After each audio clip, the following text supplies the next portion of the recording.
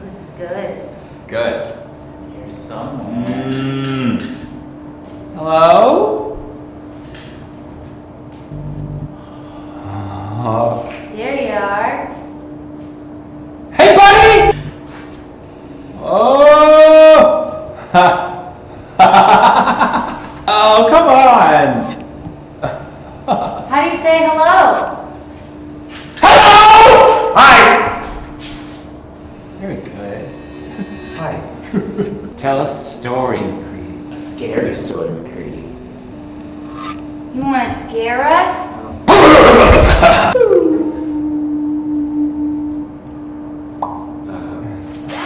Okay. We have to pull it out of you? We have to pull it out?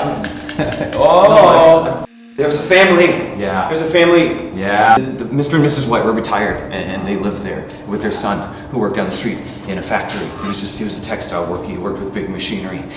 So one night, they were sitting in their parlor next to a fire when one of Mr. White's old compatriots, Sergeant Major Morris, came by. He'd come back with an artifact. He had an artifact. Yeah? And it was a monkey's paw. A monkey's paw. It was a monkey's paw. Oh! Mr. Sergeant Major Morris explained that the monkey's paw had been imbued with powers. What It kind of imbued- powers? He'd been imbued with the power to grant 3 people 3 wishes. No wishes. And the first person to receive it made 2 wishes and then wished for death. And the second person to receive it was Sergeant Major Morris. But Sergeant Major Morris wouldn't reveal what wishes he'd. Mr. White was curious about it and asked Sergeant Major Morris if he could have the monkey paw, and Sergeant Major Morris said, "No, you can't have it," and threw it into the fire because he knew the dangers of the wishes. And Mr. White quickly bowed down and grabbed it and snatched it up because he wanted the monkey paw. He wanted the wishes.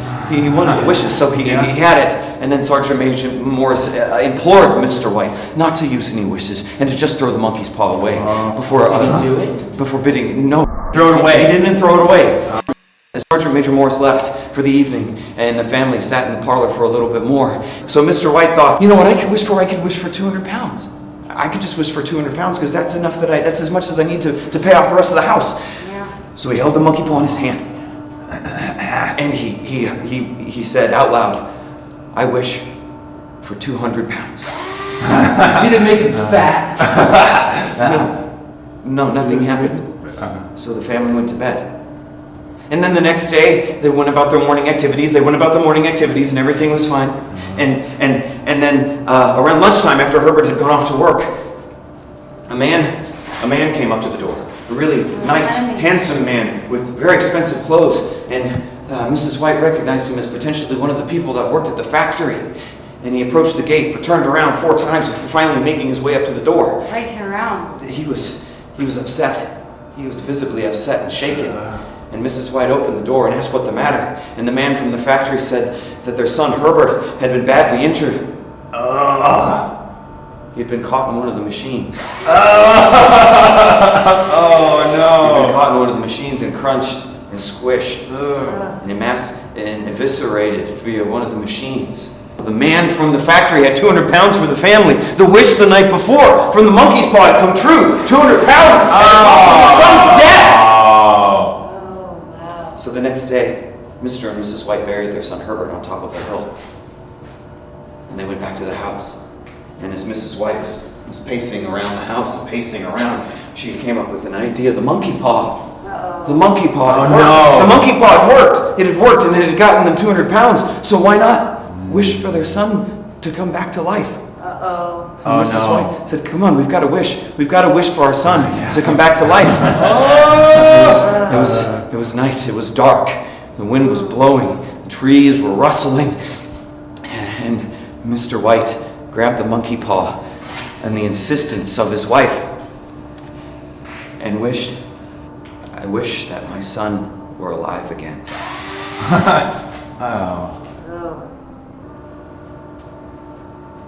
And nothing happened. Oh. And they lay in bed in the inky blackness and silence all around them, all the candles blown out. And Mr. White thought, I'll get up and light a candle when he heard a knock at the door. Silent. almost stealthy knock at first, and it grew in intensity and grew in intensity. And Mrs. White heard it and immediately screamed, "It's our son! It's Homer!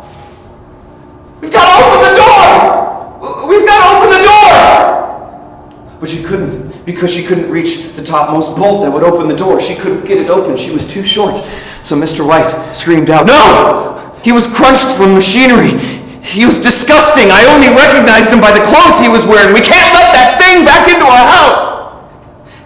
And he went to look for the monkey paw because he knew he had to make one more wish. And as he was doing that, Mrs. White was at the door, reaching for the bolt, and she turned and went into the kitchen to grab one of the chairs from the kitchen table and lugged it slowly towards the door. Mr. White was looking for the monkey paw had gone, and Mrs. White was at the door, onto the chair. The knocking outside was getting louder, more insistent and more insistent, and Mr. White could hear the bolt being slid to let the door open and let the monstrosity that was outside in. And just as the bolt started to unlatch, he found the monkey paw, and he closed his eyes, and he made a wish. What do you wish for, McCready? Yeah, what do you wish for? What do you... He wished for his son to be dead again.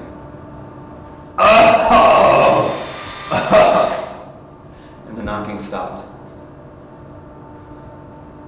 And the wind continued to blow. And there was no one outside. I gotta go. Can I sing happy birthday to my son? He's 6 today. Can I just sing to him? Would you give him, could you leave the tape, could you just leave the tape for him? He's 6. His name's Brandon. Happy birthday to you. Happy birthday to you. Happy birthday, dear Brandon. Happy birthday to you. Would you give that to him? Would you give that to him, please?